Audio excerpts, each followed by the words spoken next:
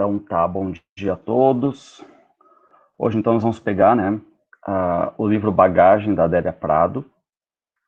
E claro, pessoal, assim, ó, como a gente está vendo uma leitura obrigatória, vocês não se esqueçam que sempre tem que pegar questões que possam também abranger o Enem. Se vocês perguntarem se já caiu a Adélia Prado no Enem, sim, já caiu a Adélia Prado no Enem, tá? Inclusive um poema que caiu deste livro aqui, tá? Que é o Ensinamento, que a URGS colocou também este ano. Mas também colocou outro poema de um outro livro, certo? Então, algumas questões aqui eu quero conversar com vocês aí sobre também gênero, como é que funciona, porque falar de Adélia Prado está falando da história da literatura, essa é a verdade, tá? Então, passar aqui, deixa eu ver, só voltar aqui, interromper o compartilhamento. Vamos voltar aqui.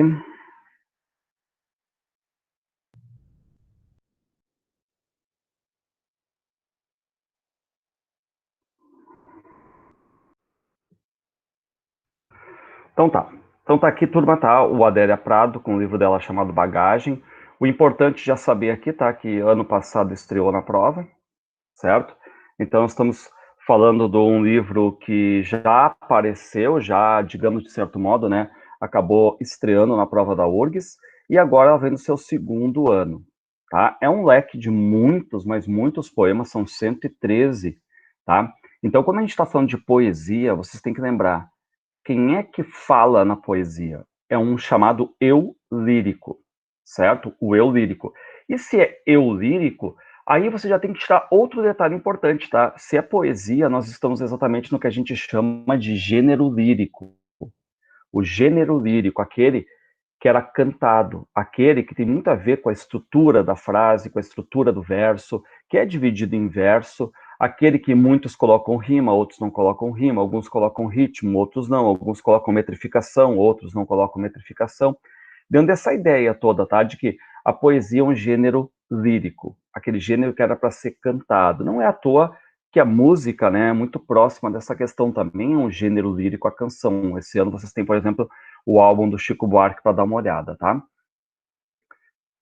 Então, estamos num livro de poesia, num livro de 113 poemas, dividido em 5 partes. E aí, quem é que é a autora, tá? A autora aqui, vocês estão vendo, né? Ela está prestes a completar 85 anos, certo? Ela nasceu em Divinópolis, Minas Gerais, e Divinópolis, de certo modo, assim, é muito provinciano, muito simples, né? Aquela questão muito mais pouquinho distante dessa grande modernização. Se vocês olharem no mapa, fica do lado de Belo Horizonte, né? Mas Belo Horizonte, tipo, é 2 vezes Porto Alegre. Então, ela está ali em Divinópolis. Isso é importante, pessoal, porque a Adélia Prado, os poemas que ela vai nos contar ali, vai escrever, derrama biografia, derrama confessionalismo. Ou seja, se confunde a vida dela nos poemas. Então, isso é importante, né? A gente tem que saber um pouco dessa história da vida dela, dessa biografia, ou melhor, nessa mini biografia dela, tá? Só que é importante, tá? Em 50 morreu a mãe dela. E se vocês pararem para pensar, em 50, ela é uma menina ali que tem 14 indo para 15 anos, tá? Ou seja, aquele princípio de adolescência ainda ali, né?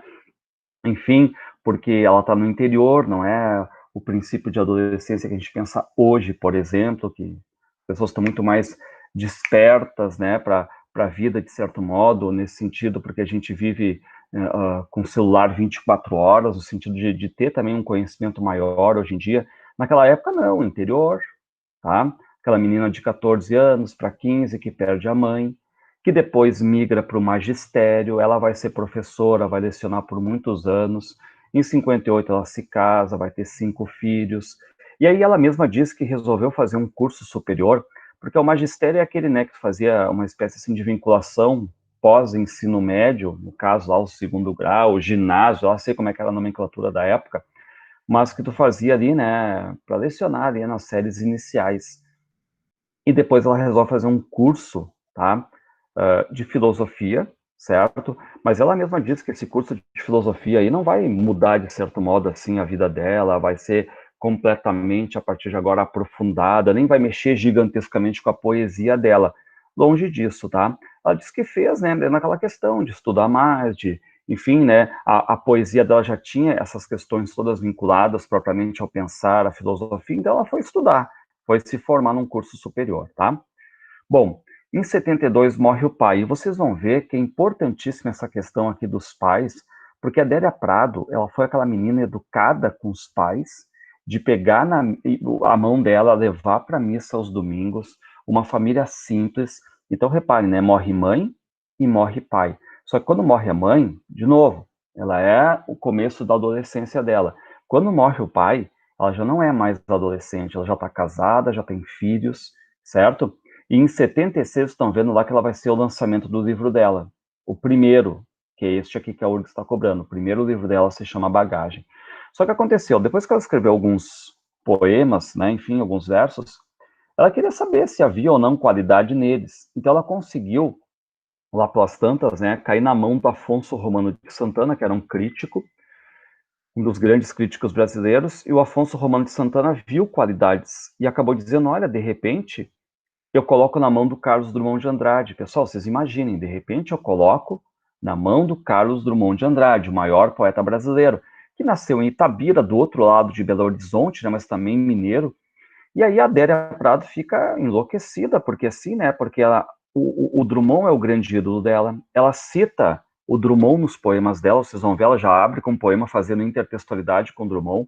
Então, para ela, meu Deus do céu, né, aquela alegria, né, mesmo que o Drummond, sei lá, deu uma apreciação negativa, mas chegou a ele, porque o livro não está pronto ainda, é um livro que está querendo nascer, certo? Nós temos os originais ali.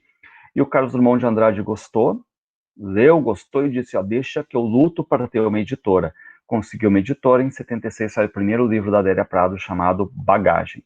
Vocês vão ver que depois é importante o título, tá? Porque bagagem, ela vai dizer que quando a gente sai, viaja, normalmente o que a gente leva na bagagem, certo? E aí, para ela, na bagagem dela, estão os poemas. Isso é importante, tá? Lembra muito aquele título lá do Guardador de Rebanhos, do Alberto Caeiro, do Fernando Pessoa. Tu começa a ler o Guardador de Rebanhos, ok? Combina com ele, um homem voltado à natureza, mas ele vai dizer, sou um guardador de rebanhos, e os meus rebanhos são os meus pensamentos. Ou seja, basicamente isso aí que a Adélia Prado está dizendo, na minha bagagem, o que eu levo não é a roupa, por exemplo, para dormir num hotel e tudo mais, negativo, são os meus poemas, é isso que eu levo, tá? Bom, então aqui, pessoal, um pouquinho dessa biografia dela, tá? O lançamento dela, e aqui eu quero que vocês olhem assim, ó. Se a URGS perguntar, tá, ela foi só uma poeta de um livro só, vocês sabem que não, ela lançou vários livros de poesia e também lançou vários livros de prosa, contos, romance. Então, o que aconteceu? Ela andou tanto na prosa quanto na poesia. Se perguntarem, ela é maior onde? Vocês vão dizer, ela é maior na poesia, tá? Maior na poesia. Assim como você sabe muito bem que o Machado escreveu poesia, o Machado fez crítica, o Machado fez conto, o Machado fez romance, enfim, o Machado fez crônica, mas quando a gente chega no Machado mesmo e diz, onde é que ele foi grandão? Romance e conto. Foi grandão ali, tá? Mas não que não tenha feito outros. E eu quero que vocês olhem no meio ali, tem uma coisinha chamada silêncio poético. Pessoal, isso é destaque dentro da obra dela, tá? Porque assim, ó, imagina, né, tu é um produtor, tu é vamos supor, né, vocês estão escrevendo redação, sei lá, de semana em semana, vamos supor, é a vida de vocês. E de repente tu fica lá 5 anos sem escrever. E alguém pergunta, mas o que aconteceu? O que aconteceu? É que o modo como a Adélia Prado percebe a poesia, ela sente a poesia, vai ser diferente de algumas pessoas, porque ela vai dizer, a minha poesia, ela não vem do tipo, vou baixar a cabeça e vou fazer. Ó, eu tenho um tema para entregar, uma redação para entregar, semana que vem. Ah, não, então ali pela, sei lá, terça eu começo a esboçar um rascunho, depois eu melhoro um pouco e tal. Com ela não vai isso aí, pessoal, tá? Ela vai dizer que para ela a poesia, ela vem como se fosse uma inspiração divina, porque ela é hiper religiosa. Até hoje ela reza, ela tem os santos dos dias lá para ela rezar, extremamente religiosa. Entendo aquela mulher que nasceu, pai e mãe levando para a igreja, uma cidadezinha pequena, certo? Pessoal muito religioso ali. Então, ela é, na verdade, essa pessoa extremamente religiosa. Então, para ela, qual é a ideia? A poesia é algo de inspiração. Ou seja, é como se fosse um dom divino. Chegou, baixou em mim, eu pego o papel, a caneta e vou lá e escrevo. Se não vier, eu não escrevo. Por isso que ela tem esses silêncios poéticos. O que significa silêncios poéticos? Pessoal, se não vier para ela, não vai rolar poesia. Não adianta, não vai sair dela, tá? Agora, claro que vocês podem dizer assim, tá, mas isso aí é regra? Não, não é regra. A gente passou por um poeta chamado João Cabral de Melo Neto, e lembra que ele era apelidado o poeta engenheiro. O que ele diz? Não existe inspiração, existe suor, trabalho, baixar a cabeça, trabalhar, suar, arrumar. O próprio Olavo Bilac Parnasiano dizia, né? Ou seja, ele comparava o poeta com ourives, enquanto o ourives trabalha com joias, com, enfim, né, com ouro, e tem que ter um trabalho delicado para não quebrar nada. A mesma coisa a poesia, tinha que trabalhar, suar, transpirar em cima. Então, você sabe, né? Muito se divide nessa linha de que a poesia pode ser transpiração, suor, trabalho, e se tu sabe o modelo, é só trabalhar em cima, lapidar, burilar todo o texto, ou também tem aquelas pessoas que vão dizer, olha, é uma coisa que eu não sei explicar, eu sinto e eu coloco no papel, tá? Eu coloco no papel. O Fernando Pessoa fazia isso, o Fernando Pessoa dizia, né? Pô, teve uma noite magistral que eu saí escrevendo 49 poemas a fio, certo? Então, alguns poetas se dividem, pessoal, tá nesse sentido de inspiração e transpiração.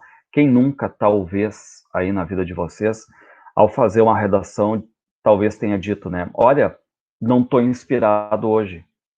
E às vezes, e aí depende, né? Se for para a Adélia Prado falar isso aí, a Adélia Prado vai dizer assim, ó, exatamente, se não veio, não veio. Agora, se tu falar isso aí para um João Cabral de Melo Neto, ele vai dizer assim, ó, não tem esse papo. Tu sabe qual é que é a fórmula da redação? Sei, introdução, desenvolvimento. Então, baixa a cabeça e faz. Vai lá e faz. Então, para a Adélia Prado, pessoal, inspiração. Então, se alguém pergunta para ela, Adélia, tu ficou 5 anos sem lançar nada, por quê? Ela vai simplesmente responder porque não veio. Simplesmente porque não veio, tá? E pessoal, se vocês quiserem ir mais a fundo dela, tem vários vídeos no YouTube dela de entrevistas, então ela mesma explica esses procedimentos todos, tá? Então aqui só um pouquinho.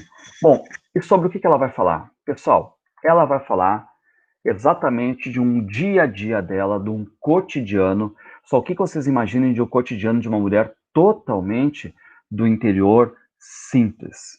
Ela vai falar de uma vida, entendam, uma vida vidinha, uma vida em minúsculo, uma vida pequena, uma vida sem muitas, né, questões modernas, longe disso. É uma vida vidinha, tá? Uma vida simples, interiorana, provinciana.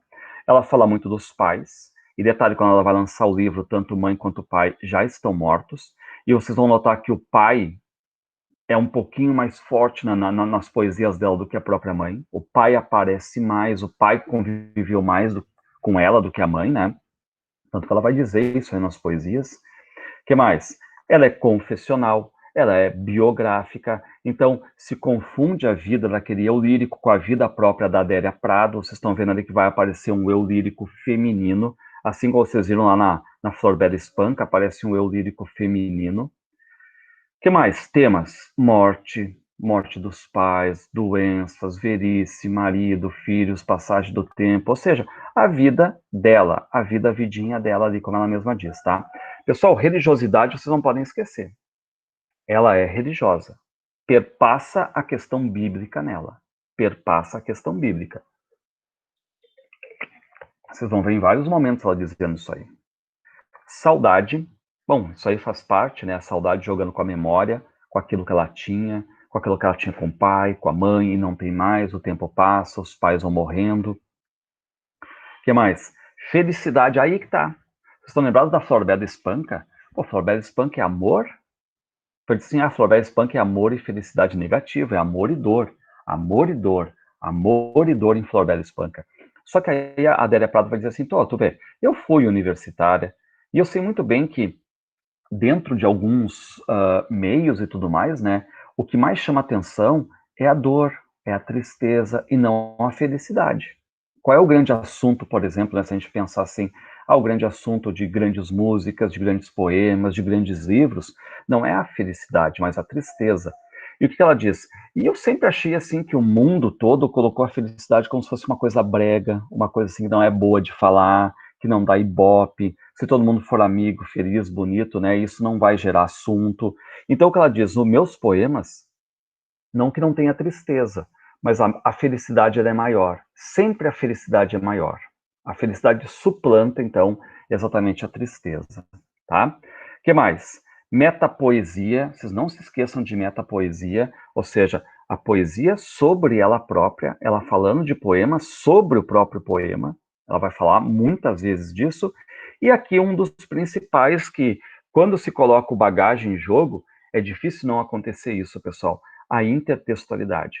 Ou seja, ela vai conversar com outros textos. O primeiro texto ela já conversa com o poema de Sete Faces do Drummond. Ela faz um poema de homenagem ao Drummond. Ela faz intertextualidade com o José do Drummond. Reparem, só aí eu falei 3 vezes Drummond. Ela faz homenagem a Guimarães Rosa, conversa com a linguagem do Guimarães Rosa. Ela manda uma carta de amor a Castro Alves, ela conversa com aquele poeta romântico da terceira geração, lá, o poeta dos escravos. Então, de certo modo, ela vai fazer um poema para as 4 almas do Fernando Pessoa, ou seja, os seus heterônimos. Então, reparem como ela faz homenagens também. Drummond, Guimarães Rosa, Castro Alves, Fernando Pessoa. Ela adorava Clarice Lispector, adorava o Guimarães Rosa, mas principalmente para ela, Drummond. Drummond é o cara. E aí é o seguinte, já conversei com você sobre o título bagagem, tá? Tem a ver exatamente com o que ela leva, e o que ela leva são os seus versos, tá? Forma, pessoal, vocês vão ver. Se a gente pegou os poemas lá da Flor Bela para dar uma olhada, os poemas da Flor Bela, elas são basicamente o seguinte, né? Sonetos, 4-4-3-3, forma fixa, soneto, né? 4-4-3, não foge disso aí. Tu vai olhar lá, decassílabo, tudo metrificado matematicamente falando, tudo rimado. Então a Flor Bela olha a forma e trabalha a forma. Só que a Adélia Prado está pouco se lixando pela forma. Porque a Adélia Prado está escrevendo um livro em 76. Pessoal, já lá se vão 54 anos desde que surgiu a Semana de Arte Moderna. Então ela faz versos quase todos numa estrofe só, num bloco só. Aí tá, qual é a forma? Não tem forma, é uma forma livre, tá? Um bloco só. O que mais? Versos livres, vocês não adianta bater a cabeça, olha aqui, só ela fez versos decassílabos, não negativo. Para ela, é como se saísse da boca. Ó, aqui eu tenho que quebrar, papapá, aqui, terminou aqui, vou para outro verso. Para ela pensa assim, tá? E outro, sem rimas. O que isso significa? Ela não pensa em rimas. Para ela, pouco importa a rima. Ah, Sor, mas eu achei umas duas. É espontânea, não porque ela fez querendo a rima, tá? Então são alguns detalhes que a gente está vendo. Aí vocês vão colocar lado a lado, por exemplo, com a Flor Bela Espanca, que metrificou, que usou uma forma fixa com soneto, que usou rima, é outro papo. A Flor Bela cuida a forma. E aí o que acontece? A Adélia Prado, não que ela não cuide a forma, mas é que é uma forma que o modernismo cedeu para ela. Ou seja, não precisa estar preso, engessado a nenhuma forma pré-determinada, certo? Os poetas sempre tiveram essa liberdade, tá? Isso principalmente vem depois da Semana de Arte Moderna com Mário Oswald, porque dentro daquela ideia do academicismo, todo mundo tinha que escrever com uma linguagem formal, metrificar, rimar, se der, fazer um soneto. Lembra também que a pintura era assim, e aí a Anita Malfatti no modernismo vai lá e arrebenta, digamos assim, os parâmetros aqui no Brasil dessa pintura acadêmica. Então, o que tem que cuidar, né? Pessoal, quando a gente fala de arte, a arte ela não pode ter apenas uma visão, a arte ela não pode ser engessada, ela não pode ser apenas, tão somente, um ponto de vista, ela tem que ter total liberdade, certo? Então, hoje a gente vive numa total liberdade, mas isso não é de agora, tá? Se vocês pensarem, daqui a 2 anos, são 100 anos da Semana de Arte Moderna. 100 anos desse modernismo já instalado no Brasil, tá? Que Oswald e Mário, um pouquinho antes, já estavam, né, colocando essas ideias em jogo, mas aí o evento que coroou mesmo o modernismo, você sabe que foi a Semana de Arte Moderna. Mesmo que tenha antecedentes, quem coroou mesmo o modernismo foi a Semana de Arte Moderna, que foi aquele evento que realmente locaram teatro, biriri, bororó, a gente já passou por isso, né? Mas, enfim, que eles vão contra a arte acadêmica. Só que não é só contra a arte acadêmica. É o seguinte, vocês escrevam do jeito que vocês quiserem a partir de agora, porque a arte não está amarrada, a arte não está engessada. A arte goza de total liberdade. Tanto é verdade, pessoal, que às vezes é aquela coisa que muitos ficavam assim no colégio se perguntando, mas como é que o professor de português coloca junto, sei lá, literatura? Porque a língua portuguesa, na verdade, né, ela tende a ser explicada pela norma padrão, vocês sabem disso. Mas onde é que tu vai conseguir ver norma padrão, por exemplo, numa Carolina Maria de Jesus, que escreveu com português dela, cheio de dificuldades, mas sempre que alçando, né, uma norma padrão, mas ela botou lá alguns desvios e tudo mais. Então, assim, como é que alguém vai julgar que ela não é uma escritora? Como julgaram à época, né? Ah, não sei o quê, mas é uma analfabeta escrevendo. Pessoal, a literatura, ela goza de total liberdade. Total liberdade. Ela tem o que a gente chama de licença poética ad eternum, ad infinitum, certo? Então, assim, ó, eu vou dizer para vocês, eu tenho muitos alunos, muitas vezes, assim, Sor, dá uma olhada nos meus poemas, enfim, tudo mais. Por incrível que pareça, eles me pedem quase sempre mais para olhar poesia do que, por exemplo, um romance, um conto, né? Olha meus poemas. E eu digo, olha, eu não sou crítico de arte. Ah, mas olha se a metrificação está correta. Olha, se tu quer metrificar, tudo bem, mas não é uma exigência do mercado, certo? Porque como a gente vê na ordem cronológica, a gente passa por todos os movimentos que são acadêmicos. Aí tu vai ver que o barroco fez metrificação e rima, o arcadismo, o romantismo, o parnasianismo, o simbolismo, o pré do Augusto dos Anjos. Então a gente tem pelo menos 6 movimentos que edificaram uma poesia engessada. Poesia é isso. Só que depois, com a Semana de Arte Moderna, se abrem os leques. Por exemplo, vocês vão dizer, tá, e todo mundo virou moderno? Não, a gente passou pelo Vinícius, que é o mestre do soneto. O Vinícius utilizou o soneto metrificado rimado uma perfeição. Então, o que acontece? Vocês têm um caminho aberto hoje. Imaginem vocês hoje, Bastos, eu quero escrever um poema. A primeira coisa que eu poderia perguntar para vocês, tá, olha só, que tipo de temática tu acha que é legal, que tu gosta de abordar? Tu gosta de abordar a tua vida, ou a vida de outro em forma da tua vida? Porque pode, né? Poesia é mentira, é falsidade muitas vezes, é biografismo, é arte, pessoal, tá? E então, eu aprendi a rimar, eu gosto de rima. Mas, assim, metrificação eu nunca fiz, não quero nem fazer, tá? Não tem problema nenhum. Ah, eu não sei, soneto para mim, eu acho curto, porque eu quero falar mais. O soneto é muito curto, são 14 versos, eu preciso de mais coisa. Sem problema nenhum, tá? Então, a Adélia Prado, ela tá no momento que ela faz o que ela quiser, ninguém pode julgar. Eu só tô querendo dizer para você o seguinte, se, quando cai na URGS, a URGS, se colocar um poema da Flor Bela, são 21 sonetos, ela vai colocar um soneto, então, aí vocês vão ver, metrificado, rimado, forma fixa. Se colocar um da Adélia, uma estrofe só, sem rima e sem métrica. Parâmetros totalmente diferentes.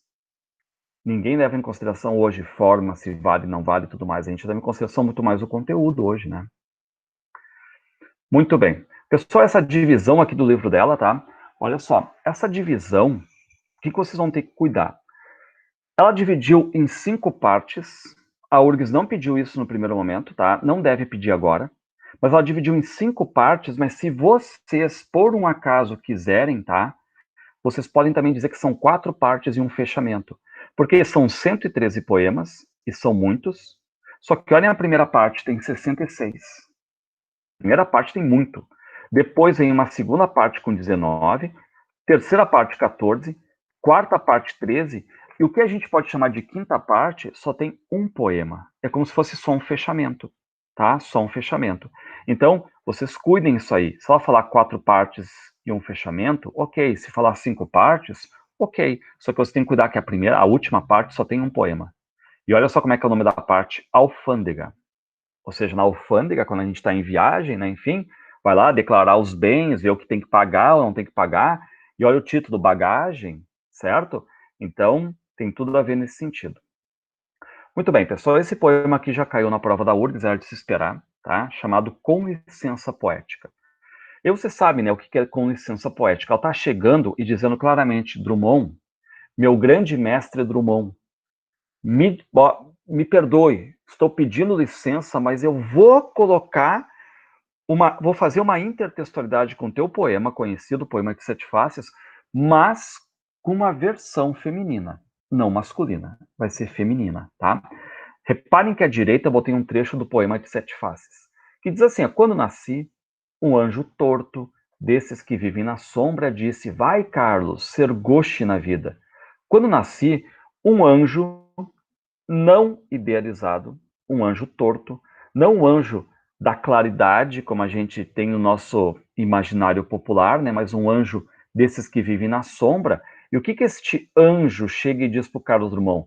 vai ser gauche na vida. Está em itálico ali porque gauche é um termo francês que significa esquerdo, mas é traduzido por coxo, por manco, tá? Então vai ser coxo na vida, certo? Muito bem.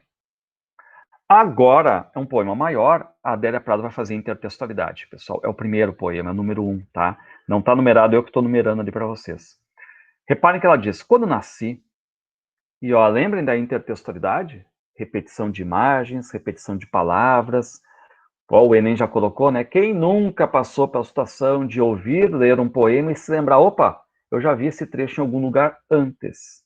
Os textos conversando entre si. Entre, textualidade entre textos. Muito bem. Quando nasci, um anjo esbelto, só que aí vocês têm um outro detalhe. A Adélia Prado é extremamente religiosa. Vocês acham que ela vai colocar um anjo, por exemplo, né? Um anjo ali, sei lá, torto, que vive na sombra, negativo. Ela é extremamente religiosa. Ela diz, ó, quando nasceu um anjo esbelto, desses que tocam trombeta, ou seja, bem idealizado mesmo, anunciou. O que ela anunciou? O que ele anunciou? O anjo vai carregar bandeira. Vai atrás de um objetivo, vai carregar bandeira. Muito bem, sabe o que ela diz? Cargo muito pesado para a mulher carregar bandeira, esta espécie ainda envergonhada. Reparem que ela está dizendo, né, que a mulher ainda é uma espécie envergonhada. Pessoal, entendam, este poema aqui, ele tem 45 anos, certo? A situação da mulher mudou muito, tá? A gente sabe que as lutas feministas, elas vêm desde antes, certo? Mas ela está colocando aqui muito do que ela sente na época. E 76, não se esqueçam, a gente está em plena ditadura militar. Aliás, marquem isso. Estamos em plena ditadura militar e o livro dela contesta a ditadura militar de jeito nenhum. De jeito nenhum. Até porque no interior também, né, a coisa estava muito mais forte ali no meio urbano, na cidade, nas cidades grandes. Então ela está lá na sua vida pacata, singela, simples, certo? O livro é publicado em plena ditadura, e ela não faz absolutamente nada. É outra linha, certo? É outra linha de pensamento, pessoal, tá? Muito bem. Bom, o que ela diz? Aceito os subterfúgios que me cabem sem precisar mentir. Ou seja, ela aceita todas as condições que cabem à mulher sem precisar mentir. Não tão feia que não possa casar. E ela é extremamente religiosa, ela sabe que o casamento está na linha dela, ela vai ter que casar, e no casamento vai ter que ter filhos. Isso é a linha religiosa que ela segue, tá?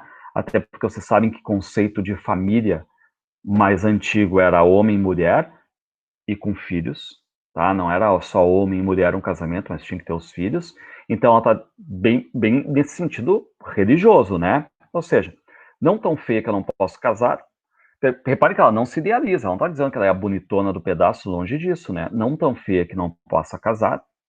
Acha o Rio de Janeiro uma beleza, e ela mesma biograficamente nos conta, né, que ela saiu um dia da cidadezinha dela, foi visitar o Rio de Janeiro, e disse assim, meu Deus do céu, eu queria morar nesse rio maravilhoso de belezas mil, país tropical, abençoado por Deus, aquela coisa toda, né? Repara que ela chega a dizer, como ela diz, eu não vou mentir, não tão feia que eu não possa casar, acho o Rio de Janeiro uma beleza, e reparem que ela está falando aqui tipo um chavão, um senso comum, uma coisa que todo mundo poderia falar, né? E ora sim, ora não, creio em parto sem dor. Ela, como mãe, 5 filhos, né? Ela está dizendo, ora sim, ora não, eu creio em parto sem dor, tá? Mas o que sinto, escrevo. E aí está o detalhe importante, pessoal. O que eu sinto, eu escrevo. O que eu sinto, eu escrevo. Não é assim, eu baixo a cabeça e coloco no papel se eu tiver que ficar lá 2 horas para escrever um poema. Não. Poesia dela tem que sentir, tá? Mas o que eu sinto, eu escrevo. Cumpro a sina. Cumpro a sina da mulher. Reparem, ó, inauguro linhagens, fundo reinos, a capacidade de ter filhos aqui. E ela está dizendo para aqui, ó, para todo mundo, dor não é amargura. Mesmo que tenha uma dor do parto, dor não é amargura. Por favor, dor não é amargura, tá? Por quê? Porque pode ser até uma dor do parto, mas é a felicidade do filho, do nascimento, da nova geração que surge. Minha tristeza não tem pedigree. Lembra que eu falei sobre tristeza e felicidade na obra dela? Pessoal, não que ela não fale de tristeza, Mas se aparecer tristeza, você já sabe, a felicidade está sempre acima. Felicidade acima. Por quê? Porque ela é feliz por viver. Tá, mas isso aí não é meio chavão, meio simples? É, mas ela é feliz por viver. Para ela, o que importa é a vida, estar respirando, certo?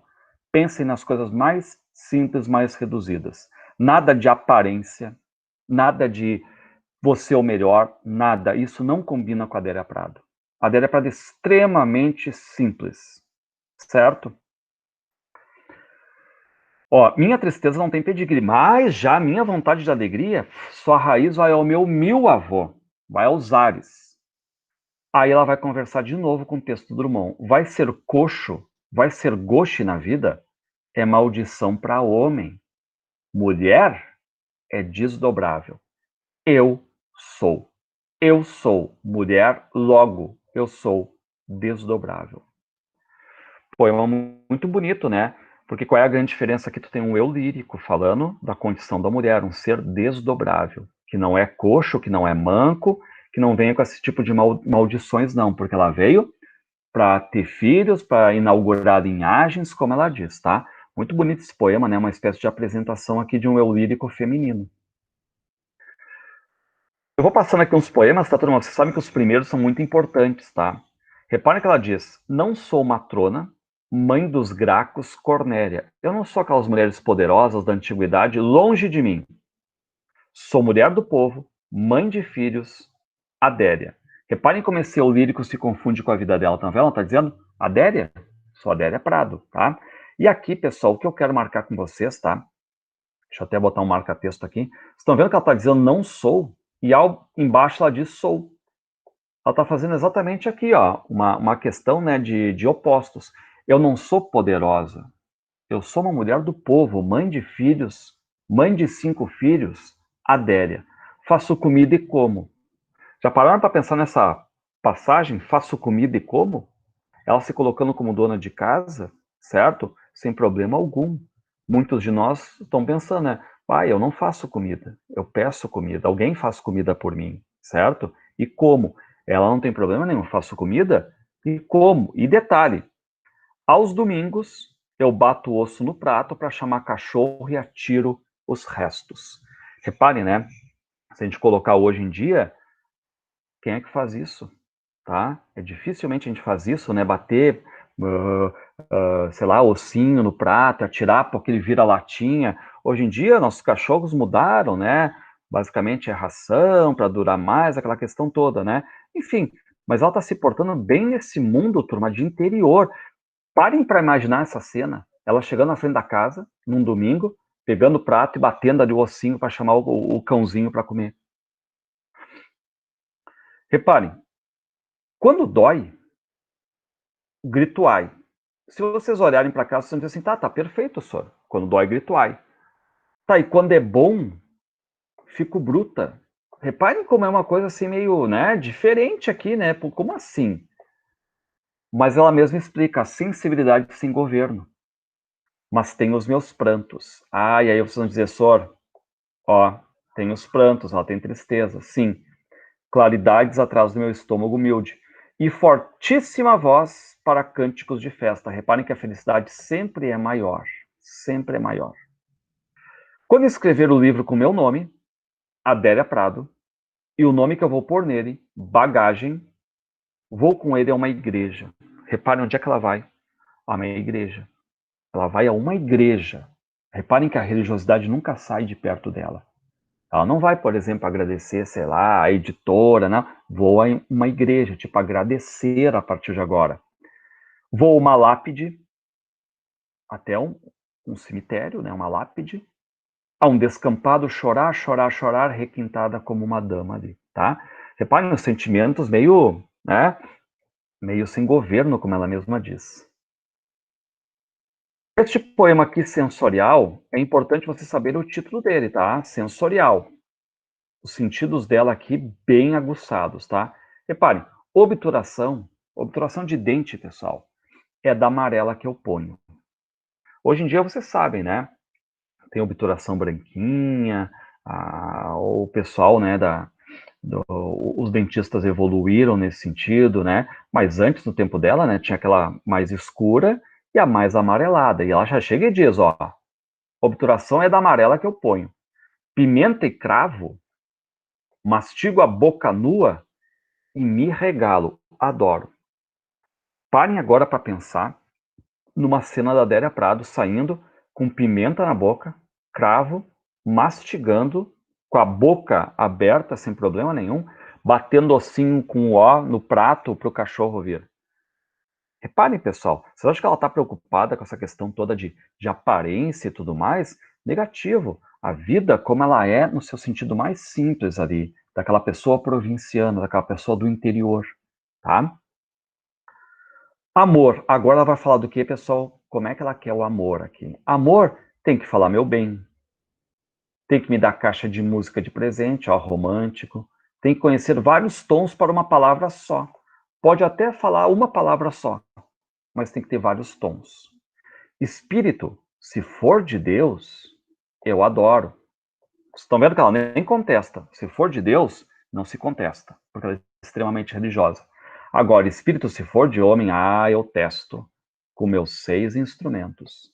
Por isso o título aqui, pessoal, é sensorial, porque ela vai usar os 6 sentidos aqui, tá? De certo modo, para testar o homem. Visão, audição, tato, paladar, né? Enfim. Tá aí o sexto, alguns dizem que é o sexto sentido, né? Enfim, sei lá, percepção, alguns, tá?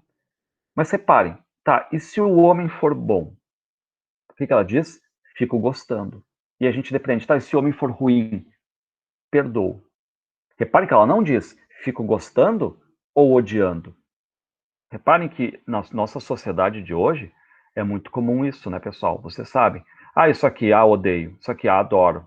Isso aqui, odeio. Sabe? É difícil até hoje em dia ter assim, eu sou indiferente a isso.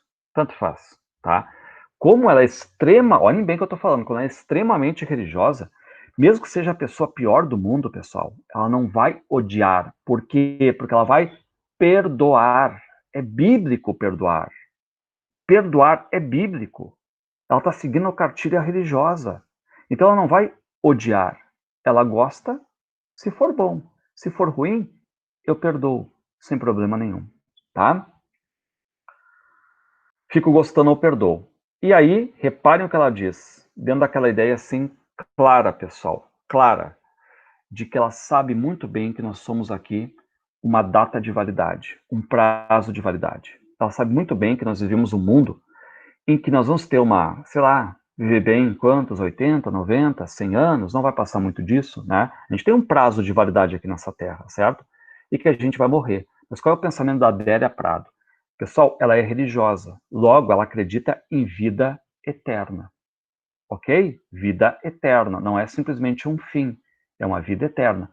E o que ela diz? Neste nosso mundo em que nós vivemos aqui, tudo que a gente faz é só na superficialidade, é só muito artificial, tá?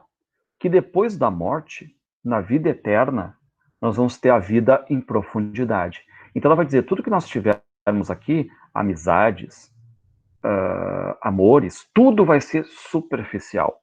Só vai ter a profundidade certa no pós-morte, ou seja, na vida eterna, certo? Então, estão vendo, né, que eu estou aqui 4, 5 poemas, e olha só como ela bate nessa questão religiosa, perpassa a questão religiosa sempre. O que ela está dizendo? Eu procuro o sol, porque eu sou bicho de corpo. Sombra terei depois, e a mais fria. Reparem como ela é consciente que ela vai morrer, certo? Enquanto está vivo, o famoso carpe diem, vamos aproveitar esse momento sagrado que é a questão da vida, viver, certo? Orfandade. Pessoal, lembrando, né, olha só, orfandade, o título já diz muito, tá? Porque ela perdeu a mãe quando ela tinha lá 14 anos, né, o pai quando ela já estava bem mais velha, certo? Então aqui que ela está querendo dizer, né, orfandade de pais. Meu Deus. Pessoal, reparem, eu posso aqui conversar com vocês, de repente tem até pessoas, sei lá, que não acreditam, tenham religiosidade alguma, certo? Mas vá que essa pessoa que não tenha religiosidade alguma, vamos supor, essa pessoa faça uma expressão do tipo, ah, meu Deus do céu, não estudei nada hoje. E cite uma expressão que ela é consagrada pelo imaginário popular, meu Deus, tá? Aqui, tipo, uma interjeição, meu Deus. A Adélia Prado, tá? Aqui ela tá conversando com Deus. Reparem, meu Deus, me dá 5 anos. O que ela está pedindo aqui, pessoal? Tá? 5 anos podem ser 10, 20, 30, não importa. Quando ela diz, meu Deus, me dá 5 anos, ela quer o passado dela de volta, tá? Ela quer o passado, e você sabe muito bem que é um dos temas mais simples da literatura, é evocar o teu passado, é fugir, é escapismo, é ser nostálgico, é ter aquela dor do passado, aquela saudade da tua infância, aquela coisa gostosa, livre muitas vezes, né, certo modo de responsabilidades, mas que o tempo passa e a gente não tem mais isso. Essa é a grande verdade, tá? E no caso dela, uma adolescência em que ela está descobrindo, como ela vai nos dizer, né, aquelas questões todas do corpo, certo? E ao mesmo tempo, no meio do caminho, morre a mãe dela. Repara que ela diz, meu Deus, Deus meu, aí de cima, me dá 5 anos, me dá um passado, me dá um pé de fedegoso, que é uma planta, com formiga preta. Coisas tipicamente assim, que sabe, não, tu não tem brinquedo, me dá sei lá, me dá uma Barbie, me dá, né, a minha bicicleta, sabe? Ela não tinha tanto isso aí, pessoal, tá? Aquelas coisas todas de brincar com formiga, brincar com a natureza, com árvore, enfim, esse é o mundo dela, tá? Me dá o Natal, pessoal, isso é importante, me dá o Natal e sua véspera. Porque vocês sabem que Natal tá escrito ali, ó, com N maiúsculo. Porque todas as festas cristãs, elas têm uma convenção, é inicial maiúscula. Natal, Páscoa, certo modo, Ano Novo. Carnaval pode até grifar com maiúsculo, mas você sabe que é uma festa pagã, então é muito mais comum aparecer com C minúsculo. Mas é de convenção, festas que nós chamamos, né, festas cristãs, serem com inicial maiúscula. E reparem, a gente daqui a pouco, pessoal, tá? Daqui a um mês e um dia, a gente está vivendo o Natal. E eu não sei como é que é a passagem do Natal na casa de vocês, certo? Mas quase sempre, né, é aquele pai, aquela mãe que querem reunir toda a família numa casa só, mesmo que, enfim, né, seja algo urbano, acho que tem muito da família de vocês nesse sentido também, né? Reunir a família, né? Ou seja, e o que a Adélia Prado, como religiosa, quer? Ela quer o Natal. Por que ela quer o Natal? Porque o Natal na casa dela, onde todos os parentes vão, aquele quartinho, aquela casa assim, sabe, pequena, todo mundo deitado no chão, todo mundo conversando, falando. E ela não quer o Natal naquele sentido de dar presentes, de ser um comércio da coisa. Ela quer o Natal do sentimento, o Natal da família, o Natal da reunião familiar. Então, reparem que ela não quer só o Natal, mas ela quer a véspera do Natal. O que é a véspera do Natal? Quando todo mundo está chegando, com as malinhas prontas ali, vão passar aqui 2, 3 dias na casa, aquela coisa bem de interior, assim, né? Não sei se vocês já passaram isso, de chegar a visitar o tio, a tia do interior, o irmão, a avó, certo? É isso que ela quer. Ó, o ressonar, o barulho das pessoas no quartinho amontoadas, me dá a negrinha fia para eu brincar, ela quer a amizade dela de volta, me dá uma noite para eu dormir com a minha mãe. E aqui a gente chega no título, ó, me dá uma noite para dormir com a minha mãe. Me dá a minha mãe. Deus, me dá de volta a minha mãe. Alegria sã e medo remediável. É bonita essa frase, né? Medo remediável. Por quê? Porque quando a gente é menor, a gente tem medos. Quem aí talvez não tenha até medo de ter dormido sozinho. Aí foi dormir com os pais. Ou seja, é um medo remediável. Esse medo, que quem consegue tirar esse medo de mim é a minha mãe. A minha mãe é o meu remédio, tá? Então eu fico ali protegido, né? Ela fica protegida com a mãe. Me dá a mão, me cura de ser grande. E aqui também você sabe, né, pessoal? Quanto maiores somos, quanto mais estudamos, mais a gente perde muitas vezes o encanto pela vida, tá? Fia seria uma amiga dela. Tipo, ela, né? Ela tá dizendo ali. E porque ela botou em maiúscula, né, Maria Eduarda, botou em maiúscula ali, ó, tá? Tipo apelido, né, talvez, né? Enfim, mas eles chamavam também filha, no interior de Minas, chamavam de Fia. Então não sei se é um apelido ali dela ou, né, aquela amiga que é quase uma filha ali, enfim, né? Ela não deixou muito bem explicado isso. Mas reparem, né? Me cura de ser grande. Me cura, né? É isso aí, pois é. Me cura de ter toda essa questão que a gente às vezes vai estudando, vai conhecendo mais, vai se desiludindo de muitas coisas. Você sabe disso, né? Quanto mais estudamos, mais nos desiludimos na vida, né, de várias coisas aí, tá? Por isso que às vezes, né, aquela questão toda do Fernando Pessoa, que mais vale tu, às vezes, não estudar tanto, curtir mais a vida nas suas coisas minúsculas, muitas vezes, né, do ficar em cima desse mundo louco aí e tal.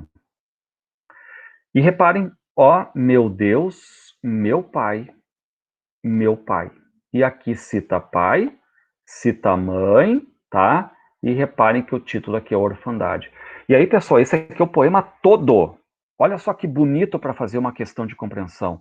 Ele cabe bonitinho na prova, ele é curto, ele é pequeno, e ela passeia assim por vários temas da vida dela, vários temas.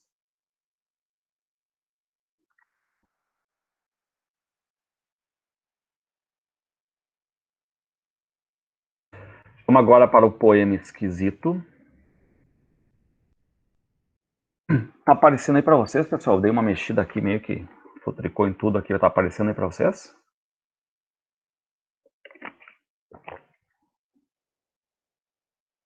Tá. Olha só, o poema esquisito. A gente fica perguntando, mas por que é esquisito, Adélia? Dói minha cabeça aos 39 anos. Ok, bem na época ela tá ali, né? Não é hábito, é rarissimamente que a minha cabeça dói. Ninguém tem culpa. Meu pai, minha mãe descansaram seus fardos, ou seja, morreram. Não existe mais modo de eles terem seus olhos sobre mim.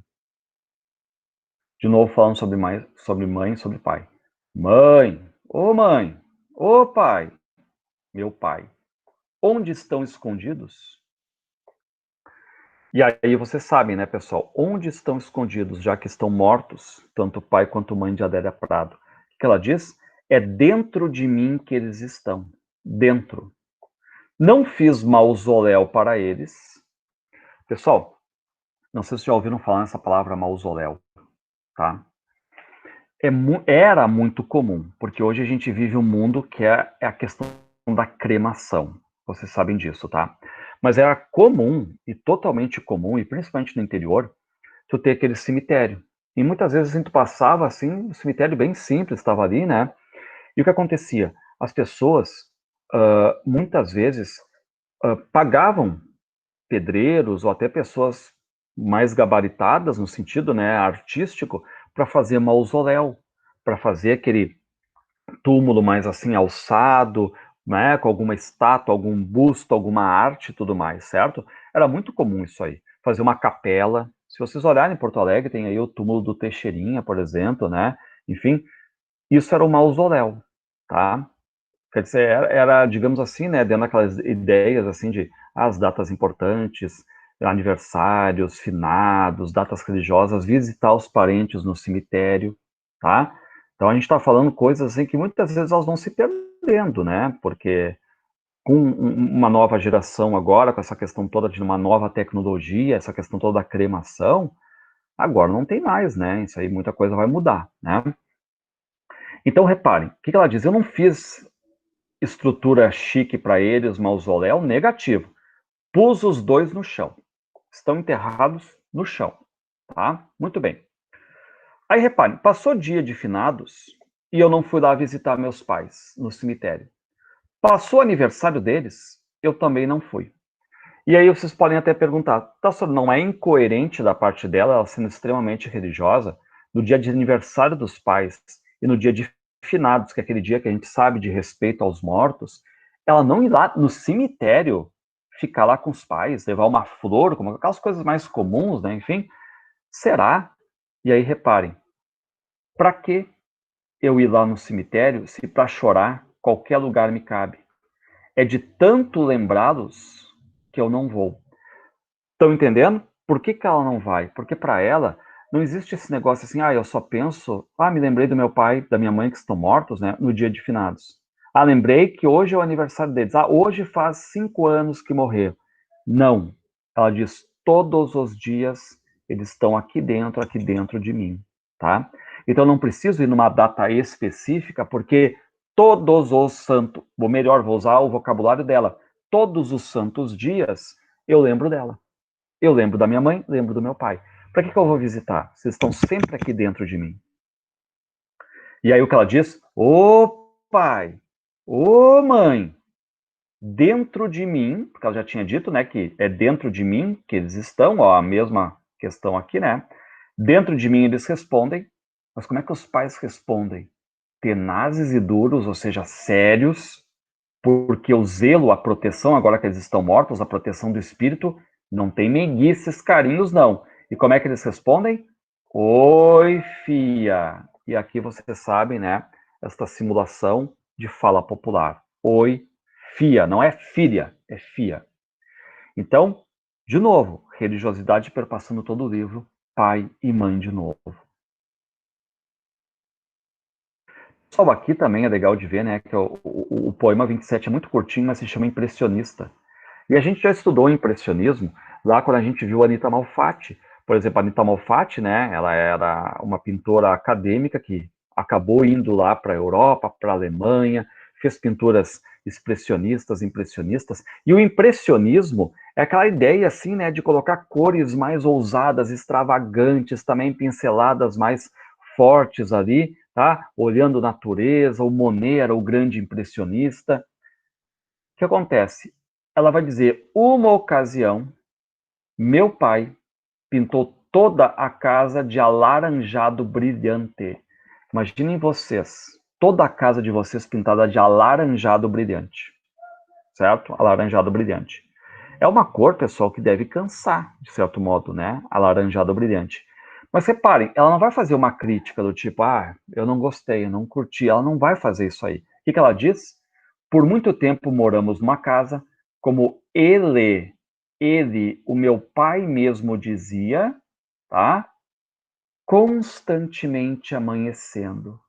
Então não importa se era de noite, se era de tarde, todo dia era uma casa que estava constantemente amanhecendo o começo da manhã pela pintura.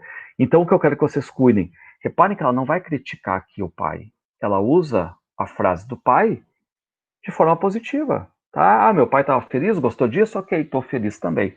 Só que aí, entendam, o título é importante por quê?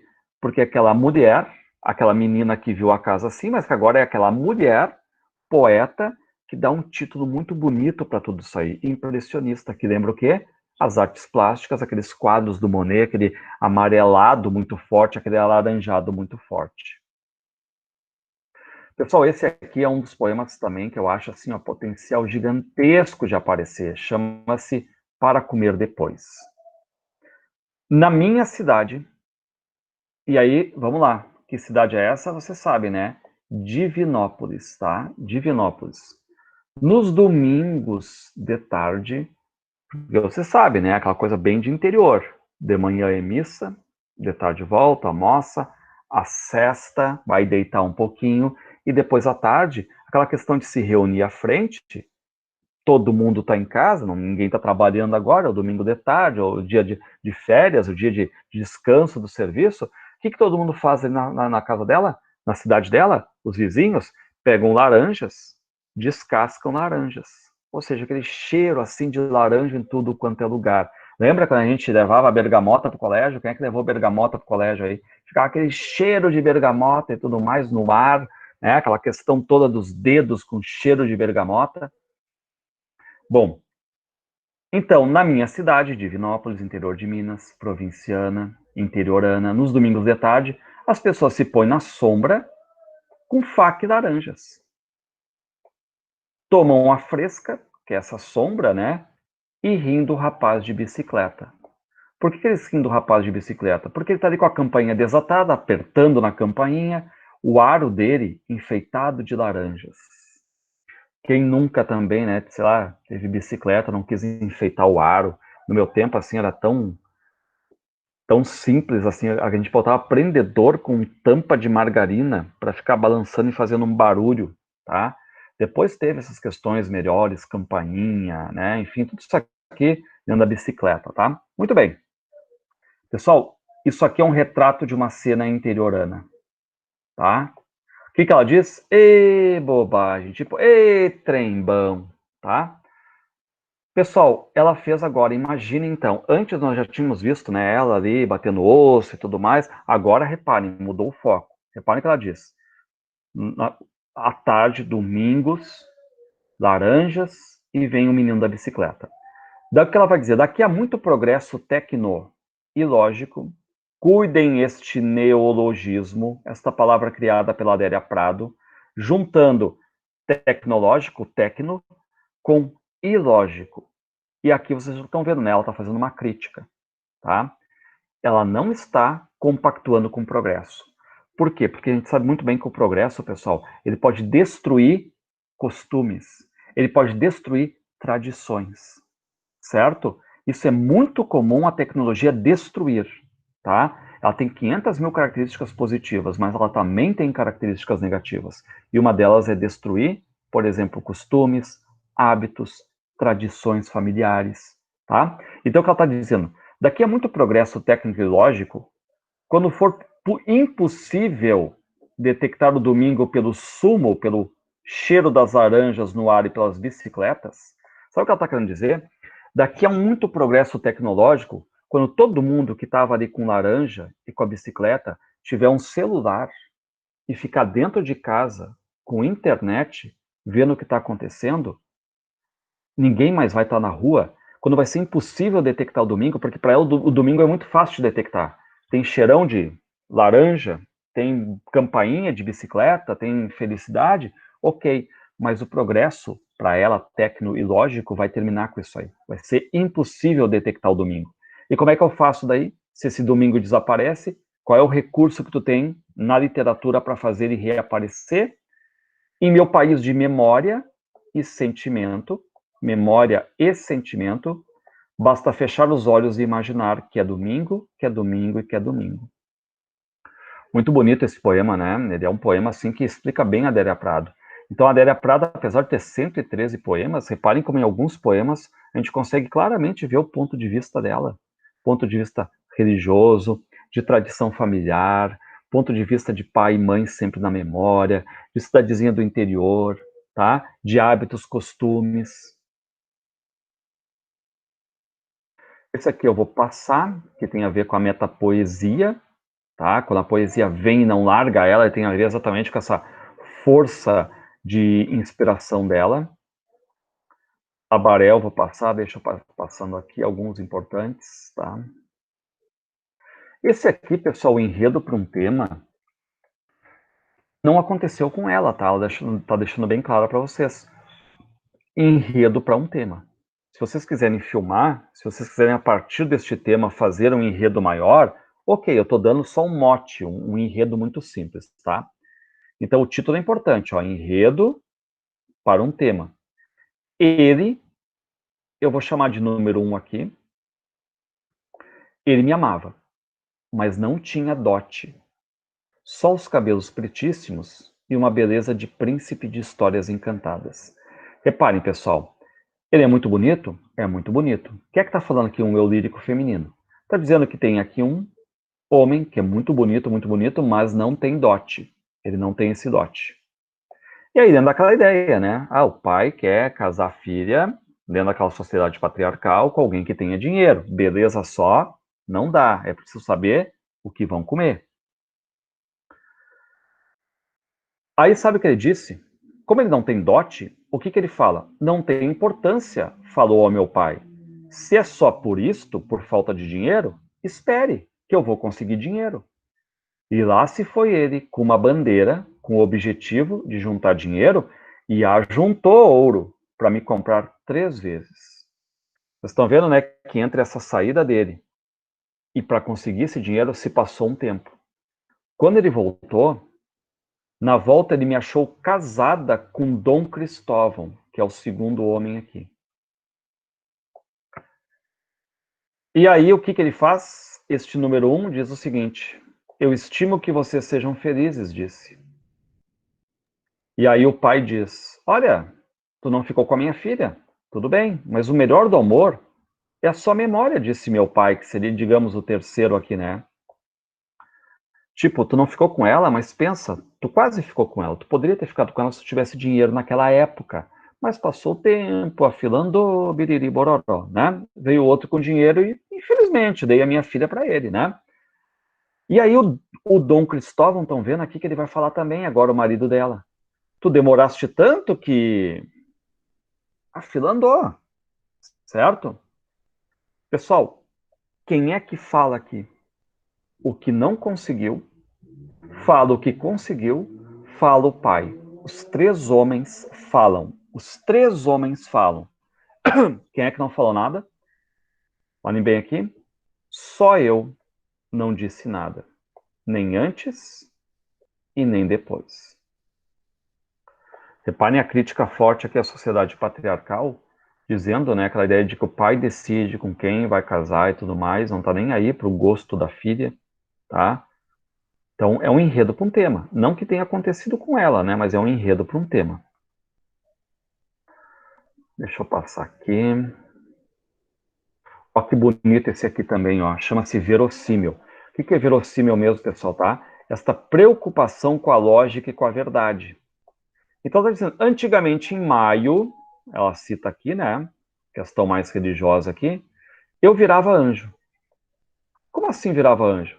A mãe me punha o vestido, me punha as asas de anjo, vestidinho branco, as asas, me encalcava a coroa na cabeça e encomendava. Filha, canta alto, espevita as palavras bem. E aí na cabeça da filha, o que ela faz? A Adélia Prado, criança, sai correndo. E na cabeça dela, ela vira um anjo de verdade. Verossímil, ela está virando um anjo, ó, de forma quase verdadeira. Eu levantava voo rua acima. Porque ela está vestida com as asinhas e tudo. Pessoal, esse caiu na URGS aqui, muito bonito também, tá? Reparem, ensinamento. E a pergunta que você tem que fazer é, qual é o ensinamento que vai ser colocado aqui? Minha mãe achava estudo a coisa mais fina do mundo. Não é. A coisa mais fina do mundo é o sentimento. Então, reparem, né? Enquanto a mãe acha o estudo a coisa mais fina do mundo, o eu lírico diz não é. A coisa mais fina do mundo é o sentimento. E ela vai exemplificar mostrando uma situação. Aquele dia de noite, o meu pai fazendo serão, trabalhando loucamente, ela, a minha mãe, falou comigo, coitado, tipo, coitado do teu pai, coitado do meu marido, até essa hora no serviço pesado. O que ela fez? Arrumou pão e café, deixou o tacho no fogo com água quente. Ela não me falou em amor, essa palavra de luxo. Reparem que a mãe não fala em amor, mas ela representa esse amor com uma ação. Ação de deixar comida, tudo ali, ajudar, ser parceira nessa questão do casamento ali, tá? E aqui, pessoal, esse aqui, né, um poema que eu quero conversar com vocês, tá? Reparem, as mortes sucessivas. Olha que terrível. Quando minha irmã morreu, eu chorei muito e me consolei depressa. Pessoal, ela vai dizer que quando a irmã dela morreu, ela era pequenininha. Sabe aquela ideia assim de não sentir muito? Porque tu nem em vida tu conhece ainda, tu não sabe como é que são as coisas, as engrenagens da vida. Tu não sabe nem bem o que é a morte, tá? Reparem, quando minha irmã morreu, eu chorei muito e me consolei depressa. Por que eu me consolei? Porque eu tinha um vestido novo e moitas no quintal onde eu ia existir. Moitas no quintal. Repare então aqui, né, que ela não deu muita bola. Aquela coisa de criança, tu ganhou um vestido novo, vou usar, olha só o jardim crescendo, que bonito e tudo mais, né? Ok. Quando minha mãe morreu, e aí vocês já sabem, ela era adolescente. Olha a graduação, me consolei mais lento. Tinha uma perturbação recém-achada. Meus seios conformavam dois montículos e eu fiquei muito nua, cruzando os braços sobre eles e que eu chorava. Pergunta: ela chorou frente à morte da mãe? Chorou. Mas qual é a ideia? Ela conseguiu se consolar, olhem bem, consolar mais lento, porque ela já era uma adolescente. Você para como é que ela se consola, né? meio com os braços cruzados aqui, porque ela está vendo os seios dela se formando, ela está dividindo a atenção agora com a transformação dela da adolescente, bem própria da idade, tá? Agora, quando meu pai morreu, nunca mais me consolei. Então, repare, minha irmã morreu, me consolei depressa, eu era pequena. Minha mãe morreu, me consolei mais lento, eu era adolescente. Quando meu pai morreu, eu nunca mais me consolei. Por quê? Porque ele era exatamente aquele homem com quem eu dividi muito tempo da minha vida. Aí o que eu fiz? Só aquela coisa assim de não se consolar, busquei retratos antigos, procurei conhecidos, parentes que me lembrassem sua fala, seu modo de apertar os lábios e ter certeza. Reproduzi o encolhido do seu corpo em seu último sono e repeti as palavras que ele disse quando toquei aos seus pés. Deixa, tá bom assim. E ela pergunta agora, muito bem, quem me consolará desta lembrança, já que eu nunca mais me consolei? Os meus seios se cumpriram, virei mulher, e as moitas onde existo são pura hoje sarça ardente de memória. Ou seja, tudo hoje mudou, né? E ela hoje vive da memória para reconstruir toda a vida dela aqui. Tá muito bonito também esse poema, certo? Então, pessoal, esse aqui é o livro, né? Um pouquinho deu para perceber, né, como é que é exatamente essa questão da Adélia Prado. Então, vocês cuidem, são 113 poemas de uma mulher que coloca um eu lírico feminino que se confunde com a vida dela, que ela coloca inclusive o nome dela, que fala da vida dela, dona de casa, com 5 filhos, com o marido, com a mãe que morreu, com o pai que morreu, a vida dela vidinha, pacata, simples, de interiorana, extremamente religiosa, que faz versos numa estrofe, poesia numa estrofe só, sem rima, sem métrica, e não está aí para contestar a ditadura militar, por favor, pessoal, tá? A gente tem um conjunto bom de livros publicados nessa época, 82, o Feliz Ano Velho, que vai falar, o Construção do Chico, de 71, que vai falar, As Meninas, de 73, que vai falar, só que esse livro é de 76 e não está afim de fazer isso aqui, por quê? Porque é outro papo dela, tá? Ela não está vivendo a grande cidade, ela não está vivendo esse mundo, tá? Que era muito mais supervisionado ali pela ditadura, pela censura militar. Ela está escanteada, ela está lá no interior, certo? Então, um grande abraço a todos, pessoal. Até semana que vem, então, tá?